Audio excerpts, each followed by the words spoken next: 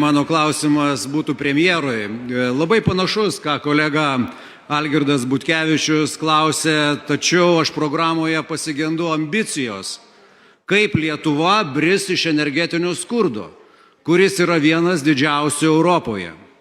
Elektros kainos dėl perinvestavimo į perteklinę infrastruktūrą yra nebepakeliamos verslui.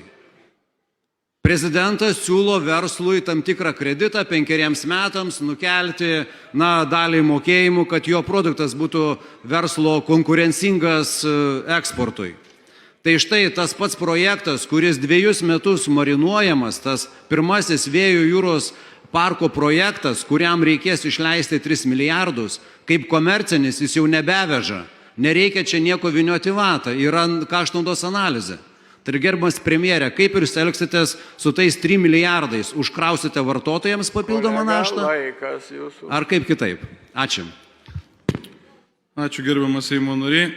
Iš tikrųjų, kaip minėjo mano kolega energetikos ministras, aišku, kad čia susiję turbūt ne vien tik tai su energetikos ministerija, bet ir su finansų ministerija, nes paliečia ir įmonė Ignitis. Ir kiek aš esu bendravęs preliminariai, tai tikrai nebekalbama daugiau nei apie tik tai vieną jūrinį parką ir matyt, kad tas, ką jūs sakote, yra absoliuti tiesa.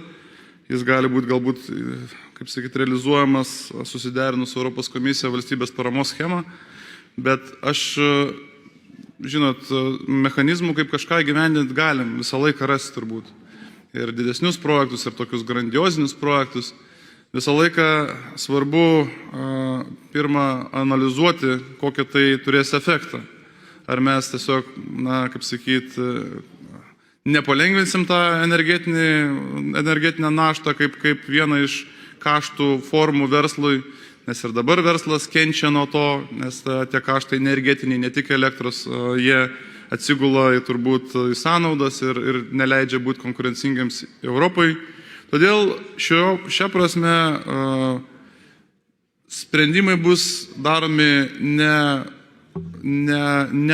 neskubant, o apgalvojant. Jūs puikiai suprantat, kad priimant tos sprendimus yra daug prielaidų, prognozių, kurios, kaip sakyti, jos remiasi tam tikrais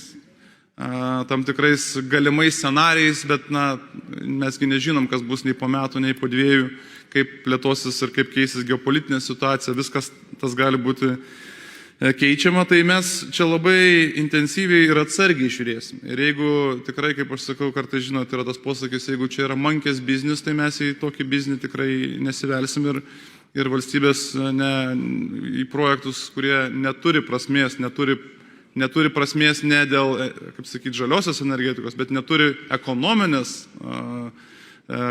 rezultatų, neparodo gerų ekonominių rezultatų, neparodo naudos verslui ir visuomeniai, tai tikrai juos eksperimento tvarka kaip į avantūrą nesivels.